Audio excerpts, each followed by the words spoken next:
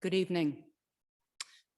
I'm Karen Taylor, Program Director of the General Society of Mechanics and Tradesmen of the City of New York.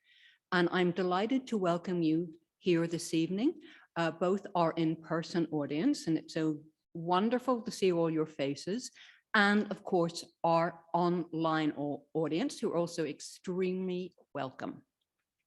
We would like to take this opportunity to thank the New York Landmarks Conservancy for their partnership of tonight's talk. Finally, forget the finally. I just wanted to express our appreciation again to our audience for all your support throughout these lectures. For those of you who are less familiar with the General Society, a brief introduction. The General Society of Mechanics and Tradesmen of the City of New York was founded in 1785 by 22 artisans. Today, our 236-year-old organization continues to serve and improve the quality of life of the people of the City of New York through our educational and cultural programs. These include our tuition-free Mechanics Institute. And as an aside, I'm pleased to say that some of our Mechanic Institute students are here with us this evening. So we're delighted you could be here. The General Society Library, of which of course you are in, the John M. Mossman Lock Museum, which you can just see upstairs, and our nearly 200-year-old lecture series, of which of course tonight is part of. At the conclusion of tonight's talk, there'll be a short 10 to 15 minute Q&A. So for the online audience, please feel free to submit typed questions throughout the lecture through the Q&A section. And of course, for our online audience, we will be taking, for our in-person audience, we'll be taking the mic round. Tonight, I'm so pleased to welcome back Nick Leahy from Perkins Eastman. Nick very generously spoke on the restoration of the Tenement Museum in an online lecture in June, and he was kind enough to offer to come back to speak tonight on the topic of TKTS booth and the revitalization of Times Square. And I can tell you, I have seen the slides and you're in for an absolute treat. Nick is co-CEO and executive director at Perkins Eastman. His projects are distinguished by their critical balance of place, program, and craft. Key to his design methodology is to investigate each site's relationship to its environment, history, and its intended use. His design for civic buildings, performing arts centers, museums, and institutional facilities can be found across the United States, Europe, Asia, and the Middle East. In addition to his work on the TKTS booth, other projects include the winning international design competition entry for the Shanghai World Expo Public Events Center, the Museum of Natural History, Spitzer Hall of Human Origins, and Butterfly Conservatory. As I mentioned before, the Tenement Museum, the Container Globe, a modern interpretation of the famous Globe Theater, designed and constructed entirely from shipping containers. And it's now my huge pleasure to introduce to you Nick Leahy. So, thank you for the over-the-top introduction. The reason I came back to lecture was because I wanted to come into this space, which is like phenomenal. I walked past here several times and it's just terrific. But I'd like to dedicate, if I'm allowed, dedicate this lecture to the sort of spirit of collaboration, craft, and of architecture and building. I think it's great that we're talking in this institution because my view of architecture and building is that it takes a team, and I'm hoping that this lecture will sort of demonstrate that. I also like to point out that this isn't me doing that by the tickets booth. It's a terrific photograph that somebody sent me, and unfortunately I haven't found who the photographer is, but it's terrific. They're doing parkour off of the side of the tickets booth, which is an all-glass structure. I don't think they know that when they're doing the jump, but anyway. So I'm going to go right into it and try and move as quickly as possible. Let me see if I can move the slides. Okay, here we go. So just in case people don't know where Times Square is, the bow tie, we put this in. Obviously, Times Square, crossroads of the world, very, very interesting place, sometimes called the soul of New York City, and definitely has been through good times and bad times, and people have varying opinions of what that is. I myself, since I've worked on this project for over 8 or 9 years, have sort of found an interest in that space. And here's a couple of different ways people might argue, actually, it's madly insane by day, and the square goes divinely mad at night. Probably not right now, but some people would argue it's like that 24/7. And then I love the quote by Marshall Berman, which was talking about in the 60s and 70s about the human sinkhole, a civic disgrace, a place where no decent person would be willing to go, and where the only helpful thing would be to blow it all away. So people have different views of what Times Square is about. And then I throw this in, this is, you know, what I would consider the low point in a way, although you could argue the 70s was a low point for other reasons. Johnson Burgess scheme, which would have just transformed Times Square into something quite dull. And Robert Venturi put the Big Apple there. It's quite interesting because actually, if you look at learning from Las Vegas, that's kind of what led to the regeneration of Times Square in terms of understanding it as a space. But Robert Venturi stuck a big apple in the space. And then this is Mayor Koch and the original governor, Cuomo, who were sort of beside this model.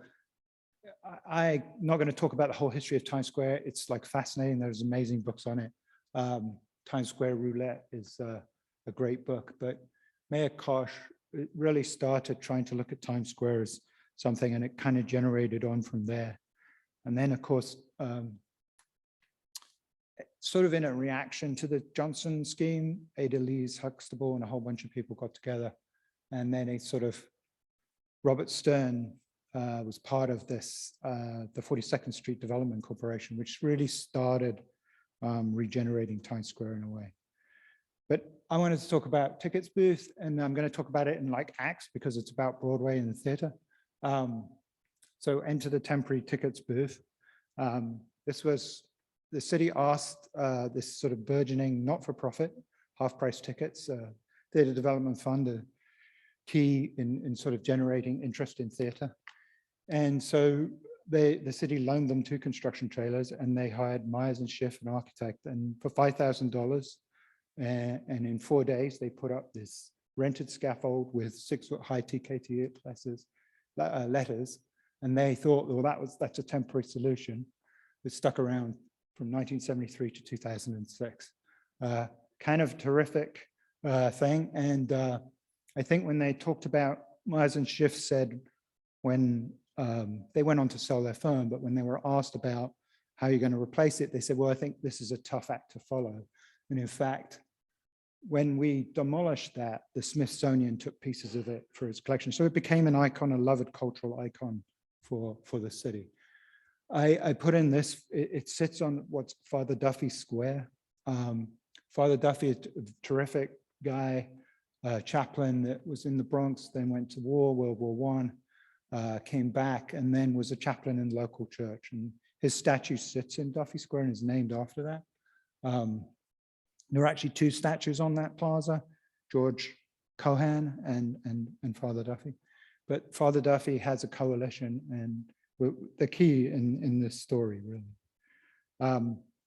One of the things about Times Square, and one of the things that I think is important, and the coalition architect, William Fellows, talked about honoring Father Duffy and clearing up the visual clutter. And this is a very famous photograph, Lee Freelander. You can sort of see Father Duffy and then tickets behind it. But this is sort of the visual cacophony that ended up in Times Square. And he really was inaccessible. He was surrounded by a kind of dais, and people would kind of get around. Anyway, the tickets booth was put on a site of there used to be a subterranean bathroom there, which was used for drugs and illicit activities. That was clapped and they put the booth on there. And the idea was, how do we bring other people to Times Square other than the people that you might see in a John Schlesinger movie like Midnight Cowboy? But it became very popular, and people spilled out and queued up and spilled out into seats. And it's really one of those happy kind of coincidence that started the regeneration of Times Square. So moving quickly into Act Two, the Van Allen Institute, 1999. Van Allen Institute's a not-for-profit institute that looks at urban space and often does international competitions. And they put an international competition out for a new tickets booth. It had 683 entries from 31 countries, which is quite phenomenal, really. And it was won by two young Australian architects, young at the time. They came up with really a brilliant solution, stroke of genius. They didn't just think about the booth, they understood Times Square as an amazing urban room, a sort of 20th century icon. But they noticed that like it had become an edge condition. And you know, people were always just clinging on. And what was really needed was a place for which they termed the Kodak moment, where you could go sit and watch and see this unbelievable spectacle that's going on. And Times Square has always been a kind of place that tests the limits, right? It's like a technological wonder in a way. If you look at the lights, and if you go there today, you know, they've got better screens than you've got in your living rooms, basically, and ads. But this was their winning entry. This was their idea. They were going to build red steps with resin planks, and then underneath it would sit the booth, and the statue would sit on this platform. And then this is their really, I think, the most compelling image of what they could do. And it's certainly something that I gravitated to when I got involved with the project.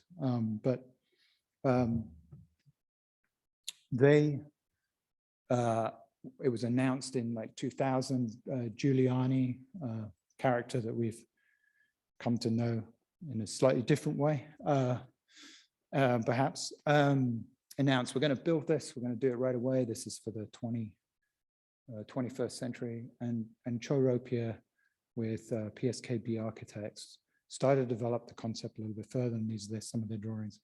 And that was around about in 2000. And for whatever reason, the project sort of came to a halt, which then we moved kind of quickly into Act Two, which is where our firm got involved, which is really, I call that the fleshing out the possibilities. So we were engaged. This is a chronology. I'm not going to ask you to read any of this, but I think it's interesting about public projects. I've worked with several cultural institutions, and they happen in decades, unless you got loads of money, which most of them aren't. Most cultural institutions are not for profits. But where we were, you know, we had the competition and then we had the development. And Perkins Eastman really got involved around July 2001. They had a new director of the Theatre Development Fund, a lady called Victoria Bailey, a terrific person. And she said, look, we had this competition. We started looking at this thing. We've had this temporary booth. We need to really rethink this, get this together. And you have to understand that the tickets booth at that time was a phenomenal space. We went in there, it was an all cash operation. It was like walking into a Martin Scorsese movie with whirring cash machines. And they used to talk about how they take the cash out in black garbage bags. The only protection they had was like the local police and the people around. But as things were becoming digitized, credit cards and all that kind of stuff, they needed to move on. So they talked to a board member who talked to another board member who talked to a board member who then talked to Brad Perkins, who is the chairman of our company. And they sort of batted around the idea a little bit. So I got involved and I said, well, you know, what is this? Let's look at, you know, what the possibilities are. Let's look at this project and see how we can turn this into reality. So in my mind, when I saw the colored rendering, I was just drawn to it. I thought it was a phenomenal concept, but it was sort of how it was envisioned. And that's partly because everybody knows when you're doing these construction projects, depending on who you bring on the team, things evolve and projects evolve. So this is from our feasibility study. We said, well, what is this about this project that's sort of interesting? And so it was sort of like sitting in the center of this visual storm on a floating carpet, like a magic carpet.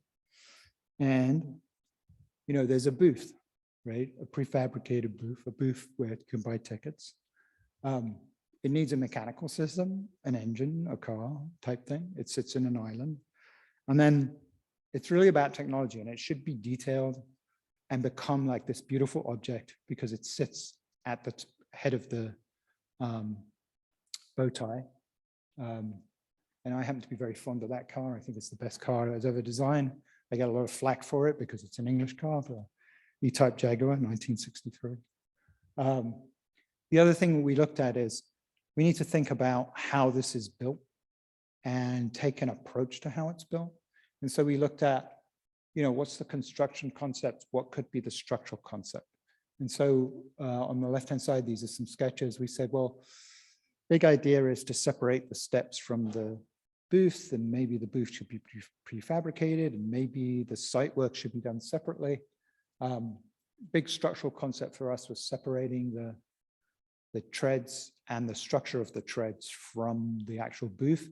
That actually turned out to be a kind of, the side effect of that was actually worked really well politically, because what we didn't realize is while we were working for the Theatre Development Fund at that time doing feasibility study, eventually we were going to get 3 clients. And that meant that we could start to parse out who's paying for what, or also get how people get interested in stuff. So really the steps are about public space and the booth is about the booth.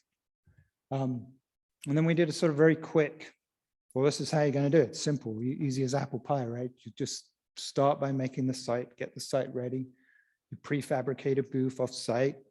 You drop it in, you put the structure on, and then you clad this project in glass, kind of like a traditional project in a way, but not in a very traditional way.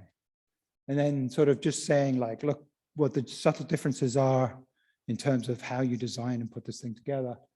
One is the roof of the booth is the steps. The other one is you have this plaza that flows over the booth. The other thing that we found when we went to the booth was the ticket sellers didn't like the fact that they were looking down at the customers. And so they said, well, if we could bring that down, that would be great. And so we just said, well, what if we made a pit so that you're level eye to eye with the people you're selling to? And if we put the mechanical equipment back there, we can make it a lot easier. So that was, you know, another big thing. The other thing that we started to look at was like, how can we make this? What was the detail, right?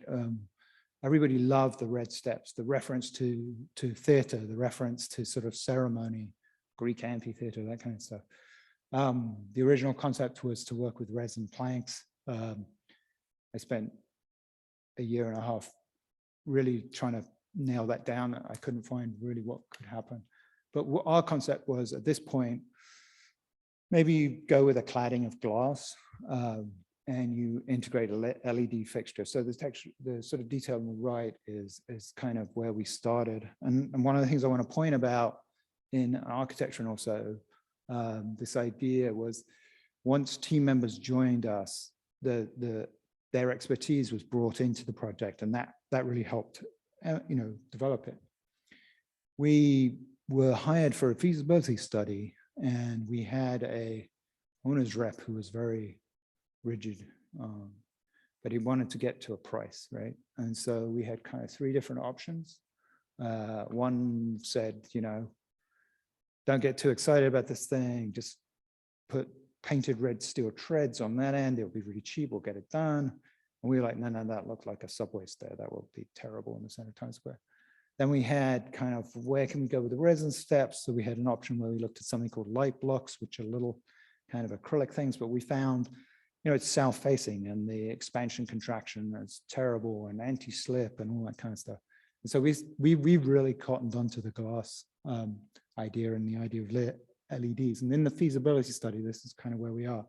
It's very traditional. At the time, at the time, this was sort of pretty normal. You see glass treads everywhere. But we kind of wanted to go a little bit further. The other thing that we were tackling was, the banners and the scaffolding were like phenomenal branding for very little money. But a lot of the board members were like, what happens when that goes away? No one will see us. No one will know where we are. And we could say, well, it's about the red steps, the red steps. And in fact, later, I think Tim Tompkins, who was then the president of Times Square Alliance, used to describe them as the Spanish steps for the 21st century. So we did studies about where you could put the branding, and we actually worked a little bit with Pentagram on ideas about that. But we said, look, if you have a booth and it's got this shape and you can put TKTS on the side of it and you can see it and it's in this vitrine, that will be the branding. And people will say, meet me at the steps. And they're saying, well, that's not good enough. So we have 2 pylons either side. We went back and forth on that. But these are study models that we did. And we got to a point pretty much where the Theatre Development Fund were like, we should talk to the Times Square Alliance, Tim Tompkins. And so Tim came in, and the Alliance takes care of the bow tie and has all these different, and I can't remember the number of companies that are taking care of the space around there, but he was very hot on Times Square, we've had the Disneyfication, we really need to put an object of design in there. And he was very, very for public space and stuff. And so we got him on board. And then we found out, well, there's this coalition for Father Duffy, which is the statue. We're like, oh, a coalition for a statue, that's interesting. And they were very invested in the plaza and stuff. So we then worked with, then they sort of saw this, opportunity of how can we get this done? Coalition was cleaning up the plaza and making sure Father Duffy had a prominent position. The Development Fund needed a new booth. They're interested in something that was designed. Tim Tompkins was interested in public space and how we could do that. And they came to a memorandum of understanding. And we had that presentation where we said, okay, it could be, you could have, cheap, less cheap, or spectacular, right? And fortunately, on the board of each of those organizations, people were like, if we're going to do this in Times Square, better be spectacular. And so we sort of started to look at the glass option. And there's a quote here. This is actually a statement that Tori Bailey, the director, used to say to me whenever we were getting through hard times. She said, oh, let's just do it in glass, Lee. And this intermission, I just want to talk a little bit about the materiality of glass and why we could do what we do. Glass is incredibly strong. It's brittle though. And to me, when we were talking about this project, and because of Times Square and because of the design of the building, I felt that this would be a spectacular way to do this project. It's like testing the limits of a material. It would mean that the object would melt into its background. You get the reflections of everything, terrific stuff. But well, what if we do it in glass? And at this point, we brought on Juhas Mcfarland, who were kind of, Tim Mcfarland is sort of a legend in the glass industry, right? He kind of tested out different things. He did the first structural glass staircases. Interestingly enough, he and I had worked in the same office space, which you would have called WeWorks now, but back then it was just, an industrial workspace. You just sat next to each other. But he was a terrific guy. He was brought on board. Their firm was phenomenal.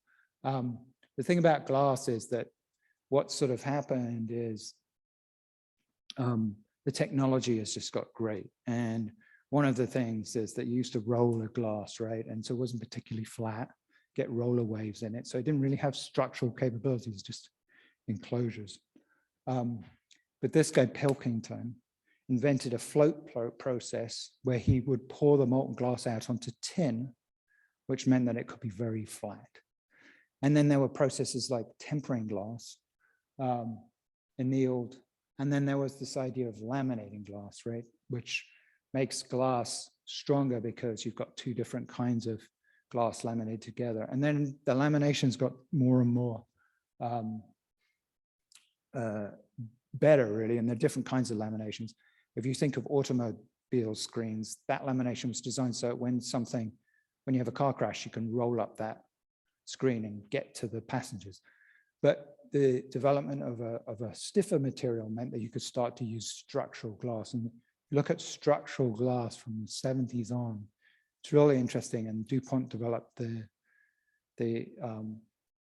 technology that could do that. I wanted to show some stuff that was going on. This is a project that I did, which is a canopy. At the time, it's probably the early 90s. You could hang glass. You start to see glass hanging, right, with holes in it. There's glass here, it's hanging off stainless steel fins, but the last 1.5 feet is glass, hanging glass. It's actually an interesting structure. It's two catenary cables opposing each other with a big arch, and that's because we couldn't touch that facade in too many places. I mentioned Mcfarland. This is a house they did. And I apologize, I can't remember where or whatever, but there's no steel columns in this. This is just a roof sitting on glass, right? And this is going on before TKTS, it's before the Apples. In fact, Mcfarland did the first Apple stores, right? But that's what that glass is holding it up, right? It's holding up steel. So you're starting to see these things. So these are things that were very much on our mind about what we could do, how could we push this thing further. This is a canopy in Tokyo, Tokyo International Forum. And this is really glass beams supporting glass. It actually has acrylic in there only because the Japanese authorities were nervous about the glass. But this is Mcfarland pushing the idea.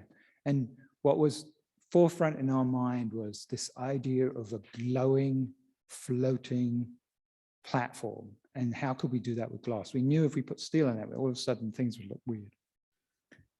That just gives you an idea of the fins, and they have in it what we came to call the Mcfarland Splice. So minimizing the amount of steel that's needed, because anyone who's made a piece of wood, right, and you've got 3 pieces, and if you overlap them and just pin them together, you build a kind of moment. Treads, right? Apple stores, we now can laminate them. And with the structural SGP, it means we can laminate, anneal glass, and then finish the edges. So you get these jeweled steps. And if you go to the Apple store, these early on, you know, it's phenomenal when you saw that, right? That beautiful design. And Apple changes the treads in its stores once a year. It's figured out, like, you know, 1 million steps up and down, you need to change the treads. Now, they reinvented money, basically, with the iPod and all that kind of stuff, so they can afford that. But it's a little harder to convince a bunch of not-for-profits that, yeah, we can build you this booth. We're going to do technology that is out there, and it's kind of expensive, but don't worry about it. We've got it. And this is why Tori used to say, the problem with you say this to Tim and me, is the 2 of you guys would sit there and people would say to you, but it's not been done before. And we would say, yeah, that's what's cool about it. And so that's not reassuring to a client. Anyway, this is some testing for another project, Ted. One of the engineers from Mcfarland, who I was hoping would be here tonight, unfortunately he's at home. He's testing a tread, right? And so he's putting force on that tread. It's laminated. He's broken it, but it's still finished. Look at the beautiful edges. It looks like a jewel. And he's standing on it. So if you think about it, it's like, even with breakage, it can still hold up. So that's like a phenomenal thing for us. And we're like, okay, that works. And if you look now, it's just got more and more sophisticated, where you can now put little fittings inside of glass. And if Apple has patented all their fittings, right? You're not allowed to copy their design. But, you know, this is sort of an interesting thing. This is all stuff that was sort of going on. And it was sort of informing us of how we could work. We worked with Juhas Mcfarland, and we brought on an engineer called Schaefer Lewis, because obviously it has to have a mechanical system. You've got 12 large union workers selling tickets in there. It's loud, it's raucous, they need air conditioning, they need stuff. It's sitting on an island in Times Square. We did kind of investigated stuff, and we came up with that we should use geothermal wells. There are 5 geothermal wells that run an engine in here. And we said the mechanical system, it should be designed like a car. And actually that image of the engine, I showed that to a mechanical engineer. I said, look how beautiful this is. You know, why can't you make mechanical engineering stuff like that? And he kind of cottoned onto it. But I show this because this is a sketch that is taking that original development and taking it a little bit further. And it's really informed by what the technologies are there, but it's also the team around the table. So without Michael, or Tim, and this investigative thing, we came up with like, okay, we're going to do glass stringer beams, and we're going to sit glass on top of it, and then it will glow. And that was what we were trying to do, get to the glow of the red. And we ended up kind of putting a radiant panel underneath, but I'll talk a bit about it a little bit later. But our technology had moved from there. And then we were like, you believe it or not, you can't really sell that to a client. Like we can if they got loads of money, but if we sell the sketch to the client, they're like, yeah, that seems like it will work. So we built a kind of proof of concept mock-up, and we used Depp in Long Island City. Wesley Depp, kind of one of the glass geniuses, did the Apple treads originally. It's kind of funny in the glass industry. I always joke about this. It's kind of like the Harry Potter world. If you're not in the glass industry, they kind of won't let you in. You go in and you ask, and you have to have the magic wand to be able to say it. So I went to see Wesley, who's a terrific guy. And I showed him the project. I showed him the idea. I lent him a book on color. He said, go away and come back in a week. So I went away. I never got the book back, by the way. And I came back and he said, I will work on on the project for you. And he went away and he produced this beautiful mock-up. And we could show that to the client. And before that, what we were working with was literally bits of glass and colored gels from a lighting store and a fluorescent light. But this kind of, to me, sold it as like, we can make this jewel. Now, unfortunately, Wesley didn't get the end job, so that's another part of it. But he made this beautiful, and I still have that square piece of glass, which I show because it's so incredible. Anyway, I mentioned about Father Duffy. I mentioned that we now had to work with William Fellows and Judith Hines and collaborate about how do we integrate this project into the plaza? Could we expand the plaza? And you have to understand that we are stuck between 2 subway lines, a subway station, and a grate. So we can't move Father Duffy very far. We actually tried at one point saying, look, let's move George M. Cohen to the next triangle, and we can move Father Duffy to the front, and he can have his own square. And they were like, no, we can't do that. We end up moving him a few feet forward because we can go too far because of that big grate. So it's really tight site. Anyway, these are the drawings. We had to go to the design commission, the arts commission back then, get approval. Then we kind of had a roadshow, really. And what I want to show you now is the little kind of movie that we did. So Tim Tompkins, you know, they were all in love with this concept, and it was like, how are we going to pay for it? We need to raise some money. We had to go to the community board. We go and people say, why are you doing this to Times Square? Nobody likes Times Square. No one goes to Times Square, kind of thing. And we ended up, and he said to me one day, well, why don't you do like a little advert, right? What we need is a little like TV ad. And so I want to see if I can show you this. So we did this little film. I had an intern working for me who had worked on CD-ROMs for the summer back in the day. That shows you how old it is. And I said, go to Times Square and shoot it, right? And we had a tagline then of Times Square, Town Square. And we were trying to sell this idea. And this sort of summarized, it was very useful for us for raising money for the project.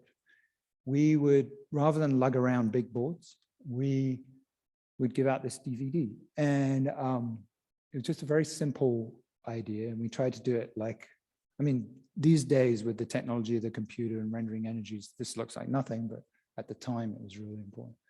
And we dropped this off at the city one time, and then we got a call back from Mayor Bloomberg. And that, another kind of lesson there is like that environment, Bloomberg understood how to regenerate a city and what was important. And he was like, I'm in it, I'll raise, you know, we'll give you, the city will give you some money. And fundamental to that is the idea that, you know, you need the client, so you need the advocates on that end, Tory, Tim, Ken Patton, coalition, and you need the city officials, right? Really makes a difference. So anyway, this was sort of like, it's very simple, kind of, all you do is excavate the ground, you know, you make the booth somewhere, you stick it down, you clad it, you know, that's your mechanical system going in. And then, you know, Bob's your uncle, it's done. It doesn't quite work like that in real life, so we found, right? But I think what was interesting about this, the other thing, trying to capture what was great about this idea and this design was important. And Lewis Mumford, who's a great writer about city, he had an amazing quote about what the great function of a city is. We end with that quote. And I think it's really what is special about this project. So this is early on before we kind of finished a lot of stuff. You know, we had way too many lights on the site, but like, yeah, the great function of a city is to encourage and incite the greatest possible number of meetings, encounters, challenges, right? And that to me was phenomenal about this idea, if you're all actors in this big play and you get to spectate and get to act. And I think that was like terrific. Anyway, this was really helpful for us.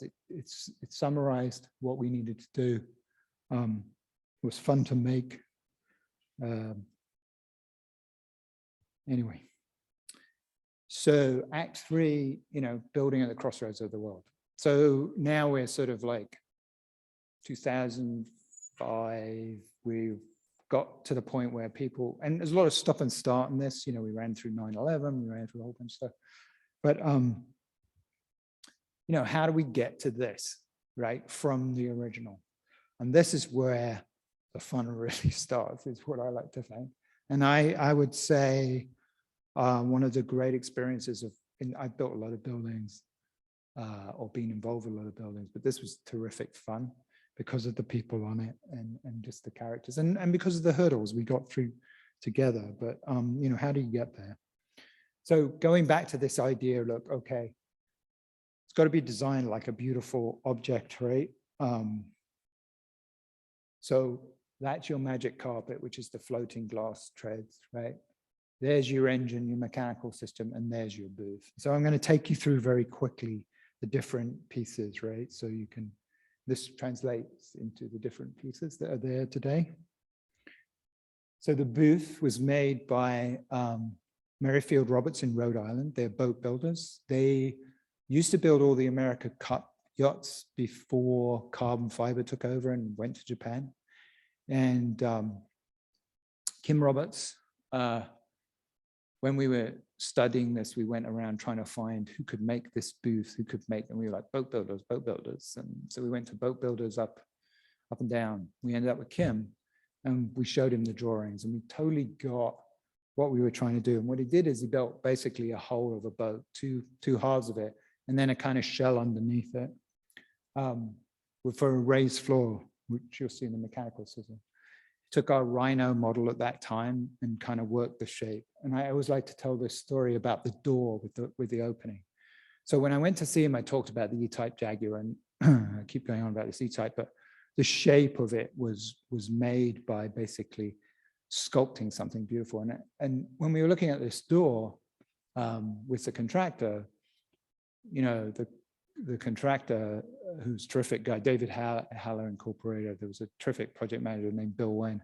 He was like, well, we're just going to put a hollow metal door there. And it's like, before I could say anything, Kim Roberts was like, to hell, we're not doing that. We're going to give me the hardware and I will make a double curving door. And that's what he did. That's what's there today. Anyway, they made it, they made the thing, they dropped it on site. It took 6 hours to install, basically it. Sat on site for a while. I want to just show you kind of the structural concept again.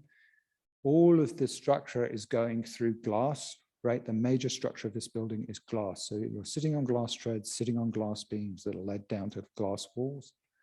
And then the booth sits underneath it. So that original concept actually came all the way through. So we're working away on this project. David Haller becomes the CM, and we bid out the glass structure, really important part of the structure. And we have 3 or 4 bids from people around the world. People at that time weren't that many people who could do this in the world, but there were a couple. There was, Seele and CDAC who do all the Apple stores, or used to anyway, from Germany. There was a group from ASI in California, and there was Haran Glass, a group that's been around for 150 years in Scotland, and they won the bid. Terrific bunch of guys, great fun to work with. There was a lot of back and forth on making sure all the shop drawings were done. But unfortunately, for some reason, halfway through construction or shop drawings, they went bankrupt, which was sort of one of those moments. And this happens in projects. You always have these, oh my God moments. But I think partly because the project was so special, or the ideas, or someone was invested, that whole team joined us. So I think the bid was awarded late 2005, early 2006. We worked through that year, I think February 2007, they went bankrupt. By April, we were back up with a new installation team, David Cialdina, who are well known in New York City, and with the engineering team from Haran Glass. And I've always been so admired them that they jumped back onto this. It was a hard thing for them to do. Anyway, this is when we'd put the booth down, everything was flowing great. We had the mechanical system, which is covered in blue. And we had sort of some glass up, but some of it wasn't coming. So there was a little bit of a period when it lay dormant. A lot of bad press about that, but kind of worked out in the end.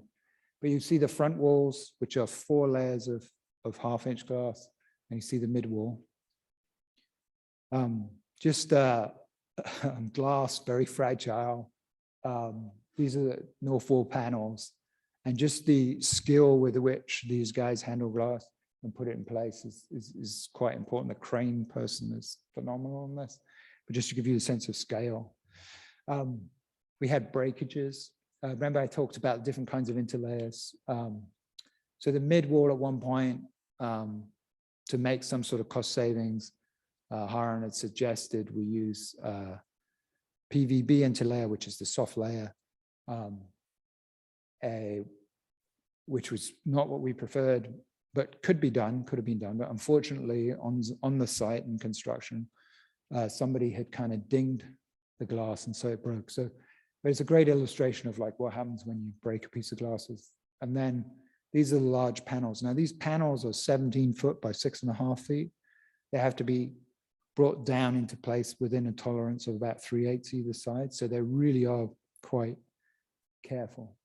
The other thing we ran into was we were on site. We were actually up in the corner there when, unfortunately, a taxi driver had a seizure and drove through the barrier and almost hit the mid-wall, which was a sort of aha moment for us. We were like, hey, we better put some protection up around this glass structure, right? And so we put some benches in, and this is a bus driver who had a seizure going through Times Square quite a while later, but he stopped by the benches. So kind of that was fortunate. I'm going to show you some other breakage stuff, because one of the great things about glass is it's great fun breaking things. And Anthony Smith, who was the main engineer on the Haran side, used to always say, I love breaking glass. So anyway, we did testing on the north wall, these big panels. You know, the client was, well, how do we know, what will take to break it? How can we break it? These things are expensive. And so this is a glazer, union glazer guy. He's taking a 12-pound hammer, and he's taking a north wall panel, and he's really going at it, and then kind of breaks the hammer. He does manage to shatter 2 interlayers, but the structural integrity is still there. And recently, because this is Times Square in New York, somebody was coming out of a nightclub with a gun, and they accidentally shot at, I guess they missed the guy they were trying to kill or shoot or whatever, the person, and it shot off. In fact, we were talking to the police after and saying, well, you know, these guys don't clean their guns and whatever. Unfortunately, it hit the panel, and this is a picture of that. So that panel is going to be replaced. And that also tells you something else about how we design this, is pretty much every panel on this structure has to be able to be replaced without taking the structure down. Anyway, that's some of the hit and misses. The glass beams, how do we make the glass beams? This is a shop, well, it's not a shop, it's a diagram of the shop drawings of all the different kinds of pieces, the different levels of glass that go in there. These beams are 30 feet long. We could now make them in one shot thanks to what Steve Jobs did with, you know, making glass really big. He basically had the money to do it, but then we couldn't. So it's a series of overlapping pieces of glass is the best way to describe it. Every one of those pieces has to be cut accurately, drilled accurately, and put together in it to a tolerance of about 2 or 3 millimeters. We did work in computers. Hiram Glass, the kind of lead, I wouldn't call him a draftsman because he's really an engineer, Neil Davis, who's in charge of the Inventor model. You know, we did ours in CAD, they used Inventor, but there was a lot of like kind of hand drawing back and forth. And I show this to students in that, yes, we're in the digital age, but we still have to draw. And this is actually myself when I had some hair, and Michael, who was in with us. And these are some sketches, some of these I think from Anthony, trying to figure out the angle of which. And then just to look at the kind of level of craft in this, which I think is really important. This is the level of detail that was in those beams. And if you go there today, you can go and see that. But, you know, they're drilling the glass beams, they're sort of laying them up. These steel plates on the end were made in Edinburgh, at Laser. The glass was made in Austria, Echo Steyr, beautiful part of the world. This is the beam, not very clear photo. That's me lifting the bracket, and that's that bracket on the end there. So you can see how big that is, right? Pretty heavy. We ran into issues about, you know, we were great. We started the team back up. Everything was back into fabrication. I mean, one of the things that happened that was serendipitous in a way was that Bill Wen, when we heard that Hiram was going out of business, he was like, you got to get on a plane with me. So we flew over to Europe, met up with Anthony and Gordon and Neil. And then we went to each one of their subs to say, we're going to build this, shook hands with them and said, give us a few months to get back together. Hiram Glass is no longer your client. And that's kind of where we said, so we're back in fabrication. We finished off some shop drawings. And all of a sudden things started spontaneously, you know, fracturing. So, you know, Anthony went over there, diagnosed that they had changed the drilling method halfway through fabrication, which meant that the hole was slightly bigger. So the glue was slightly thicker, which then caused tension to break glass. So when you work on glass, it's strong, but details matter, redundancy matter. But level of focus of detail. Putting in the glass beams, the rail on the side, by the way, aluminium rail is just so it can support the radiant panels. This is just some drawings of that detail. I showed you a picture of that. Real appreciation of the trades on the site. They were phenomenal. You know, just the thought that went into how things went together. But then we had a very open team in the, and it was helpful that was, you know, you could always drop by when there was a problem. But, you know, if they had suggestions, we listened to it. And one of the things that it was great was like when we were talking about the radiant panels and the piping that had to go there, you know, I just had to go down and explain to them, like, this has got to look great. And how do we do it? So they'd mock it up. But it was terrific kind of collaboration to do that. Mid-wall was a complicated thing. Had to hook 2 things together and then pin it and sit it on the glass wall. The steel beam that's across the back is a redundancy beam. It's not taking any load until there's a catastrophic failure, basically. But that's how that fits. That's the mechanical system. You can see the glass. Rotil at the front is a very interesting connection. It takes the load of the beam and into the front wall. It's kind of like a knuckle joint that goes in. It has to be grouted in very carefully, and the front end is machined out of aeronautical level of steel. Weighs probably 70 pounds, something like that. I'm probably off in that, but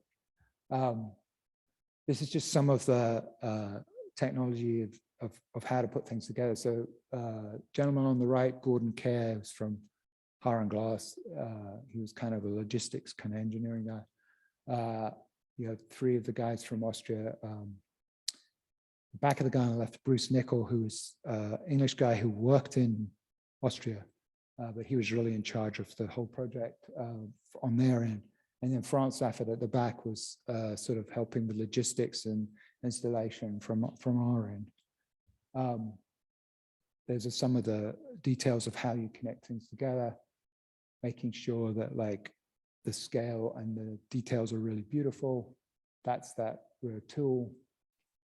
We had to check that everything in glass cannot interact with metal. So we had to make sure that like you could silicone in this, you could grout in this. So this is a test of how you can instill grout into tight space. They're grouting in this rotor. It's very important because of the edge touch glass that goes away. And these panels are really expensive. So he's injecting the grout, and the holes around the outside, as he knows when that is full up, it'll start weeping out. So thinking about things like that are part of what it is. This is the finished front of the glass.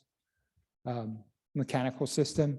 So the idea was that the shell would be a self-supporting structural shell. So the mechanical system was from the floor up. And the idea of the geothermal really just came to us because there's no other way to get a mechanic. We had at one point, someone say, why don't you just stick some big units with louvers in the side of it?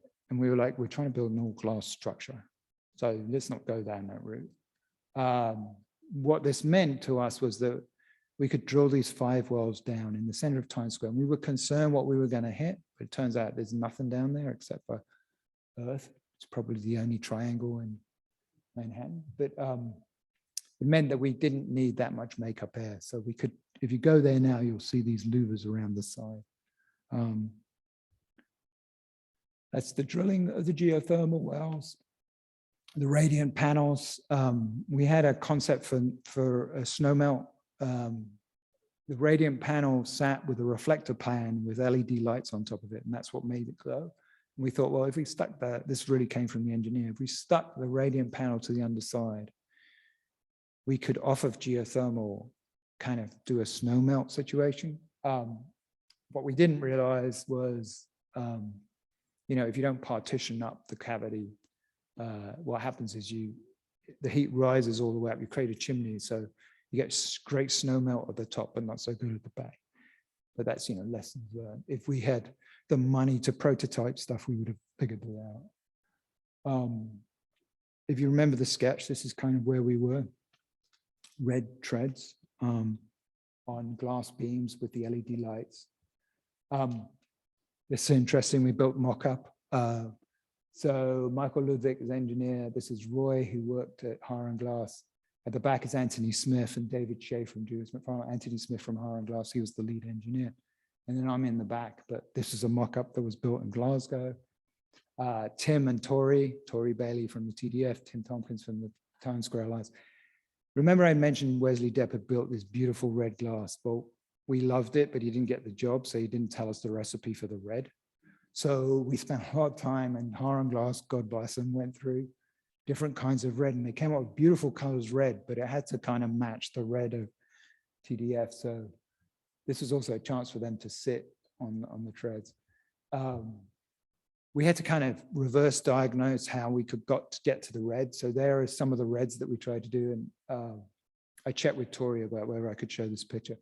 We would fly out the night before and arrive in Glasgow in the meeting, go into meetings. And I often say, like, one of the way to get the client to agree to everything is just exhaust them to the point where they just say, whatever, get me out of here. Which is not true. No, it's, but it was kind of fun. But this is sort of the recipe of how the glass, so it's not just like you get a red piece of glass, there are a bunch of different interlayers in there. Bunch of testing that had to go on. This gentleman here, Mike Stellata, he's kind of a lead specialist for Shaldana. I think it's interesting because he, I think was a high school math teacher, but he got into glass. He's kind of a genius at installation. And what you learn when you do all this stuff, there is a sort of site work side of it that is really creative, and he is like phenomenal.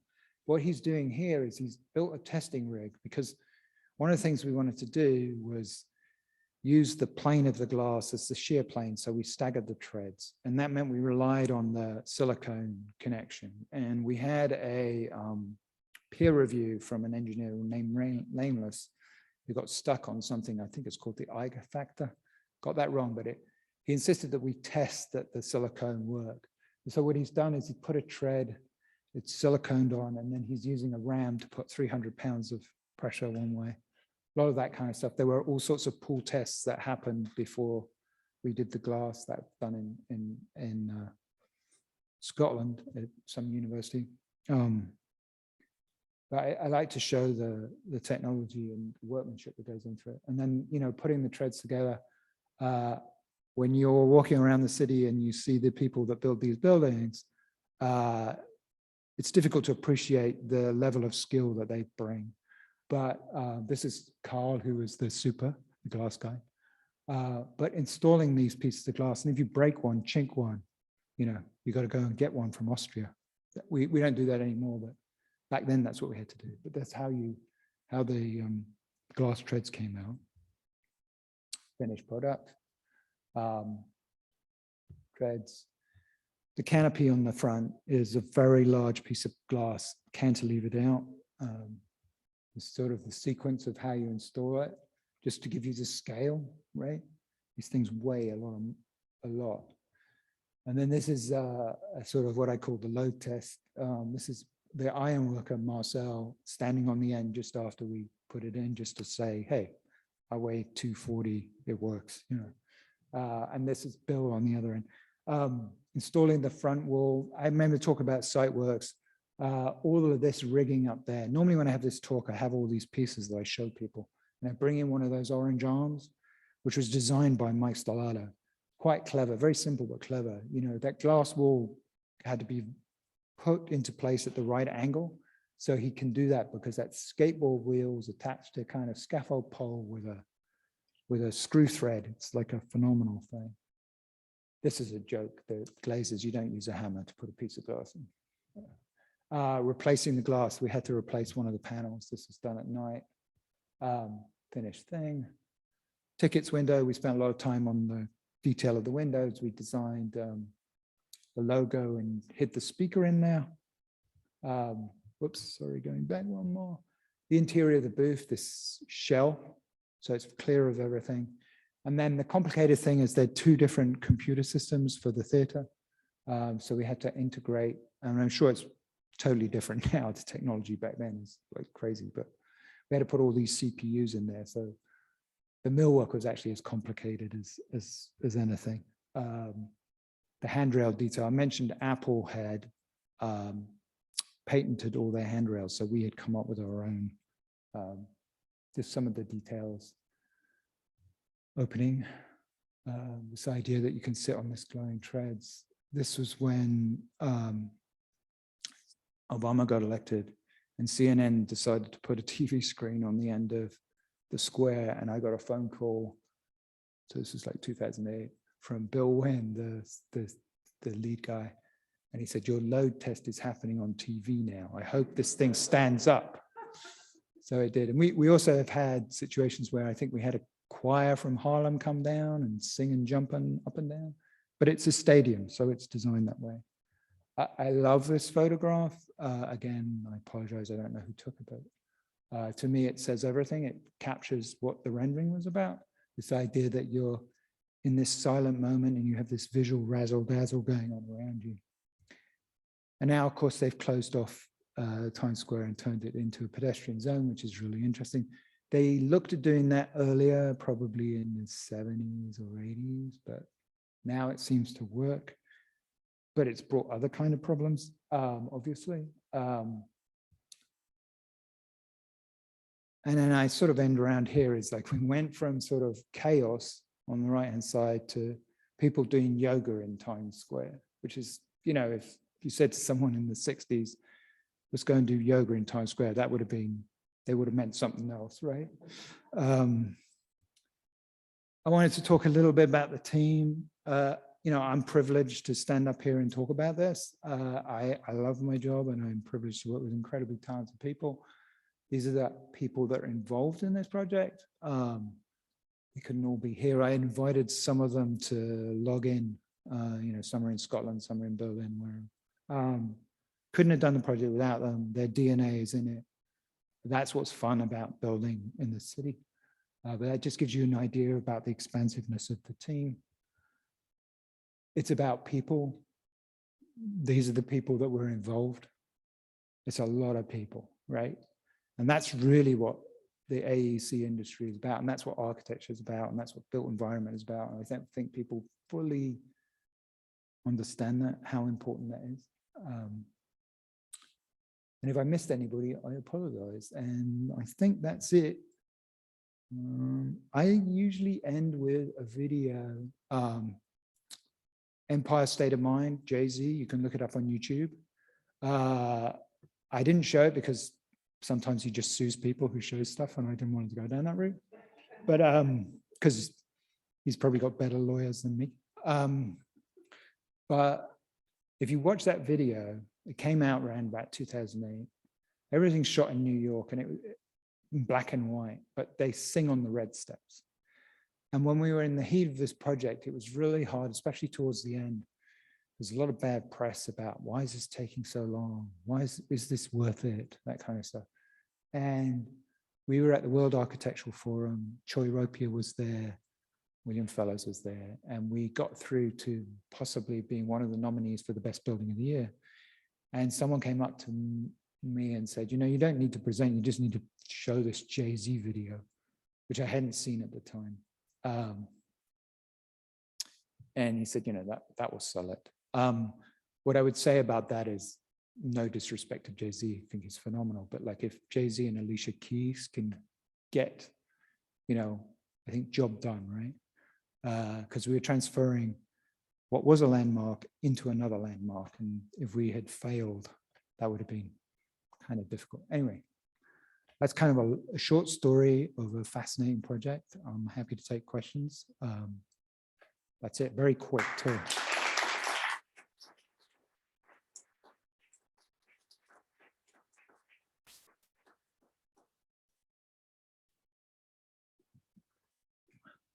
Nick, that was just fantastic. What a really splendid and wonderful project. And we are, you know, thank you so much for sharing your expertise with us. And as you so carefully pointed out, the fact that it was such a team effort. And it really was, it's just amazing. And a work of art at the heart of Broadway. So thank you. We'd now like to take some questions. People who are watching this online can submit typed questions, but do we have any questions here in the audience? Okay.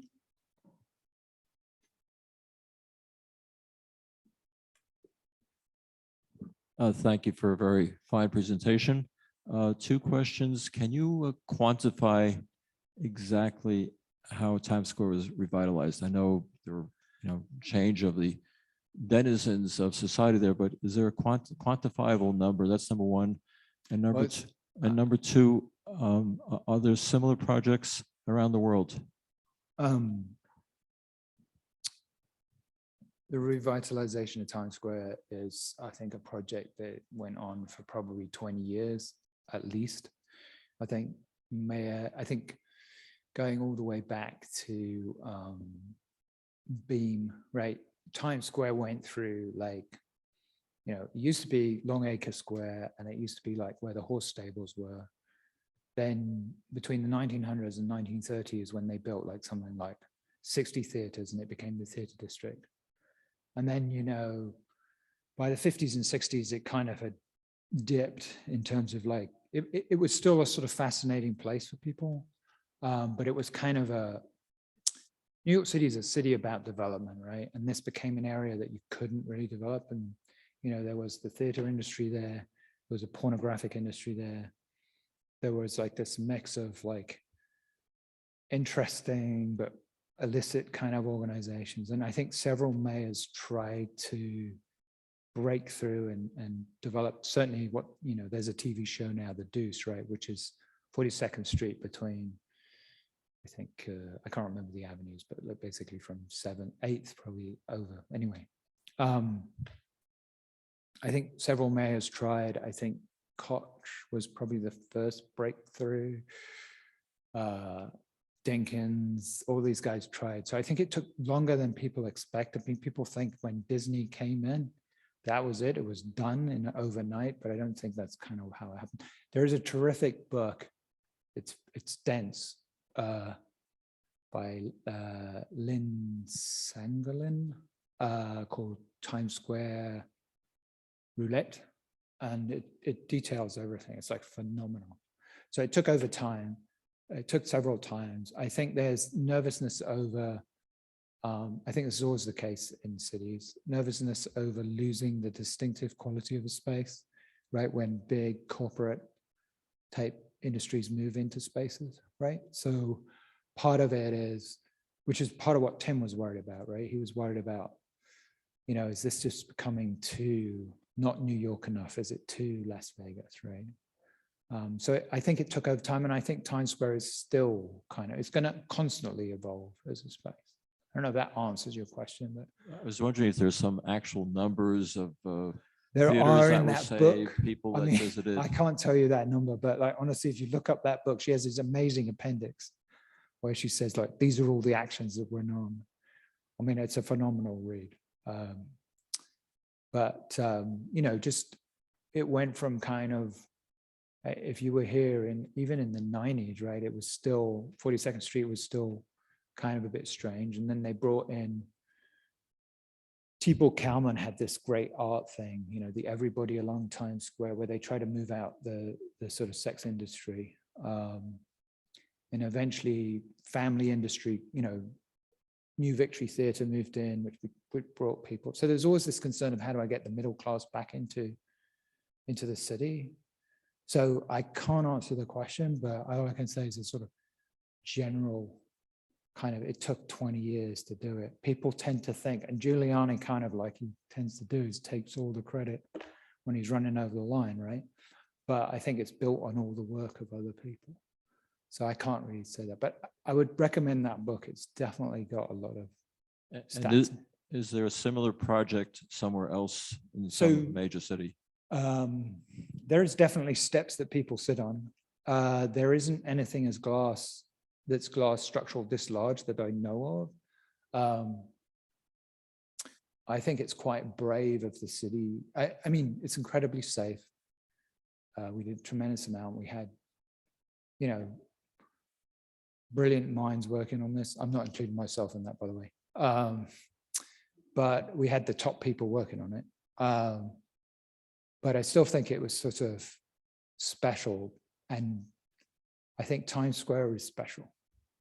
And I think it's in Lynn's book. She talks about how it's the soul of the city. It's this like quintessential New York thing. It's pushing out.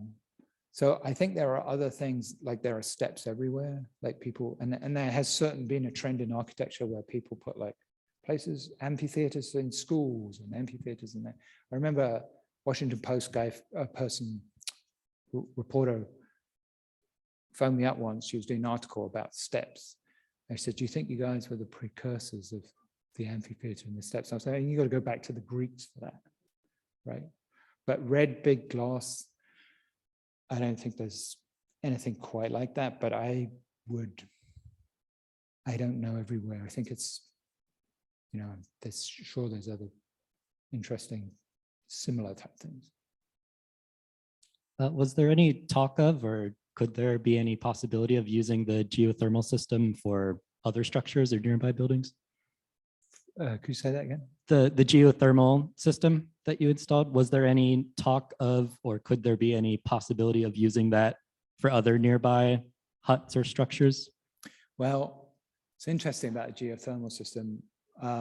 We kind of got to that basically through what I call a QED system, like that's Latin quadera demonstrandum, like, you know, the problem's there, therefore the solution's there. So we looked at every different thing. It's a small enough structure that only 5 wells is enough. We had some issues, which everybody cottoned onto. Everyone, first thing was like, it's the geothermal system, it's gotta be wrong. I think they are, it's again, it's an old concept that I think there are plenty of places now, buildings that use that in around America, Europe. I'm not sure that you could, if you mean, can we take that system and use that system for other buildings in the facility? It's not big enough for that. But geothermal is definitely a viable, and people use it now all the time. And Nick, we have a couple just from home, 2 questions and 1 comment. So I'm curious about the placement of the Father Duffy statue ending up so close to the stairs. Can you elaborate on how the placement was finalized? Signed, anonymous attendee. Can I plead the 5th? Well, Because if he's she's anonymous or anonymous. she's anonymous, Or he. there was back and forth about where we could place it. We did move him from his original location. Originally, they were like, he can't move. It just didn't work. The geometry of the site, you know, there were very strict kind of restrictions on this structure. Like the top of the treads could only be 16 foot 1 inches from this. Right. And that's kind of a weird dimension, right, in Times Square, but it's related to Father Duffy, right? And it's also related, I would surmise, I mean, New York's Times Square is like a branding opportunity. One of the things about this is the signs are more valuable than the buildings, right? They make more money off the signs than they do off the buildings, right? The building behind number 2 Times Square, it's like it's 300 feet of signs, right? It's Coca-Cola, it's all the other stuff. We make a lot of money. So if we put something in the way of that sign, we'd have a problem. Right. So there were strict dimensions of where we could put it. I think we moved Father Duffy maybe like 5 or 6 feet forward, so he didn't come sticking out of the red treads. I will say, you know, we were like, why don't you just put them down the front end, you know? But maybe we didn't appreciate like their perspective on it. But you know, we came to, and this is what often happens, right? That's what happens in teamwork. You come to kind of a good compromise. So I can't give you the exact dimension. I suspect who's asking that question, but. All right. And the original budget and the final cost of the project. Ooh. From Elena Lachensky. I love that one. Sorry. I love that question. You know, the original budget, how can I put this? Let me put this in perspective. I think all in the end, I think our original budget was, it would be about $7-8 million, right? That's not just for the glass, that's for the tread, that's for everything. I think it cost, I know it costs what it cost in the end, of $19 million.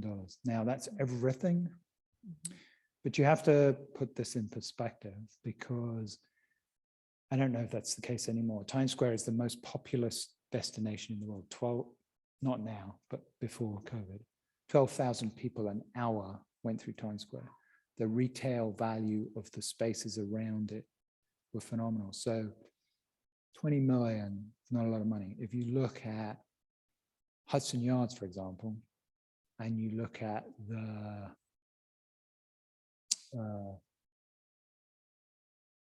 thing they built there, what's that called? The vessel. The vessel, right? That's close to $250 million. So at the time, everybody was like, oh my God. And we were concerned with budget and stuff. And I think also that other thing you have to remember is the original subcontractor went out of business, right? And so you're halfway through. doing that. So Mhm. that's why I think it costs that much. And you can't, you know, I'll tell you one of the great things about the project was when you were in the thick of it, it was so difficult. I remember right to the end, getting on the phone call with Tim Tompkins, and he was just having a really bad time because board members were giving him a hard time. Why is it taking so long? Why is it so expensive? When are we going to do this? And I said, Tim, you know, when this is done, all that will go away. And I was just sort of, you know, off the cuff remark. But I'll tell you, the day after it opened, New York Times ran an article that said New York's new stoop. And then you were like, oh, that's why we did this. It's like phenomenal. So it's never been questioned ever since. And I think that's, you know, when your job is good. All right, and we'll just close with a comment, and this is from Susan Katz. And she said, she just gives you a big thank you in all capital letters and says, not a question, but your Times Square as a Kodak moment comment reminded me, I was a guide on the top of a double-decker bus during the pre-selfie stick days when passengers would stand up during stop and go traffic to capture the moment. When the stairs opened, a passenger said, what are those stairs for? The light bulb went on and I immediately said, they're for you. Now now you can, they're for you. Now you can capture the perfect Times Square picture on solid ground. Now please sit down. It's a great That's a story. good tour guide. Yeah. I didn't get to tell my Will Smith story. Oh, well, Nick, you can tell your Will Smith story. So during construction, while we're doing shop drawings, I get this phone call from, like, I don't know, MGM or something. And they're like, we're working on this movie called I Am Legend with Will Smith. And the opening sequence is him stalking a lion or a deer in Times Square. And we've heard you're building a new booth. Can you give us the drawings? Because we want to build a replica of it smashed in the future. And so I was like, we got to talk to the client. Anyway, what was interesting was the contrast between, you always get into this when you're doing shop drawings. You know, your drawings don't work, my drawings, you know. So you get a phone call and you get like from Hiram Glass, it's like, this doesn't work, or can we change this? Can we do that? And then I get a phone call from the theater guys and they were like, what color do you want to paint the inside of the booth, right? And then I get a phone call one day and they said, well, we've built it. You want to come and see it? The set. So I went up to the Bronx with Charles Williams, who also worked on the project, to see this because, you know, and I didn't take photos because I'm superstitious a little bit about seeing stuff that you're supposed to have built destroyed before it's built. And we go up to this armory in the Bronx and they have this amazing space up there. And they built the whole of basically the bow tie, it seemed, right? There's like grass everywhere. They've got balloons up with lights on. And there is a replica of the booth destroyed, right?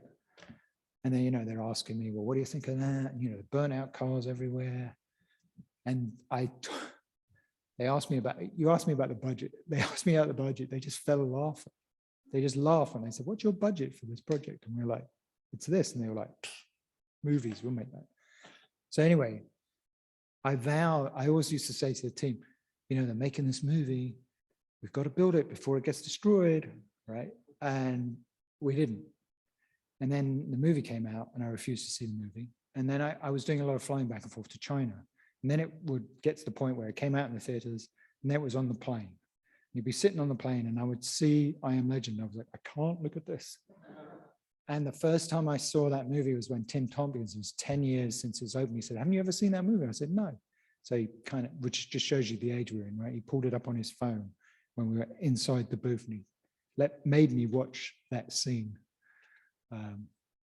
So thankfully I got to watch it in the end, but it was pretty funny because there was just the contrast between the amount of money they spend on movies because they get it back, right? Very quickly versus what we spend on our built environment. And everyone goes, oh my God, it's really expensive. But you know, that's supposed to be around 50 years, right? At least. So that's the Will story. And I nearly ran into him again on another project, actually. Our paths keep crossing, sort of. Anyway, sorry.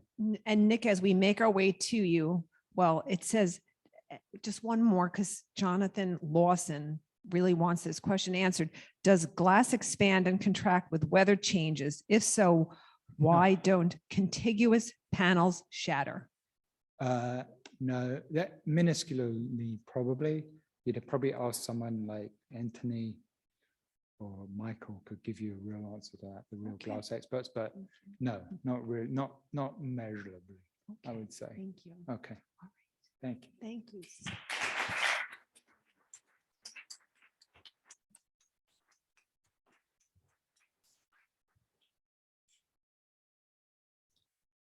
Nick, I just want to express our appreciation to you for this really fabulous lecture tonight. It's just wonderful to know that you created the stoop of New York, the best stoop in New York. Fantastic. And as you say, it really is about the craft of architecture and building. And of course, as you also point out, it is the story so far. And I know that all of us, both here and online, well, when we walk past that Times Square booth, or when we get our tickets to go to Broadway again, we will be looking at it with new eyes. It was so anyway, thank you so much. What a wonderful lecture. And now to say a few words is Victoria Dengel, our Executive Director. Thank you. And Nick, just I ditto to Karen's comments. Thank you. I can't wait to get to the TKTS booth to examine it up close. So thank you for shedding such wonderful light on an important project. And I, again, can't wait to get there. And I have to say, you know, before the tonight's talk, Nick, he had a lot of enjoyment in the Lock Museum. So I just spontaneously put some books together. Karen, could you just give me a hand? So I'm going to give you a copy of The Lore of the Lock. All right. And then, okay, because obviously, and I mean this, I mean, you're a genius at your work. So American Genius, there you go. Oh, that's perfect. But that's about, that is perfect. that's about, okay, that's about the locks. And then last but not least, one of our beloved board members who has recently passed away, Polly Guerin. I know she would love for you to have a copy of the book about the General Society. So thank you so much. All right. And thank you. And one more thing. And the poster. And last but not least, because everyone knows we never let anyone go around here. So lifetime member of the library, and we expect you to use that membership. People who work with me know I kind of like books. Yes. Thank you, Nick. Thank you so much again. I just want to mention the two final lectures that will be coming up for the fall. Thursday, December 9th, we have The Art of Walking Manhattan with Betsy Polity, based on her wonderful new book. And on Thursday, the 16th of May, New York in the Progressive Era, Social Reform and Cultural Upheaval, 1890 to 1920, with author Paul Kaplan. Thank you all again for coming tonight, and I hope that some of you here in person may join us for a glass of wine, socially distanced, of course. Thank you so much. Thank you again, Nick.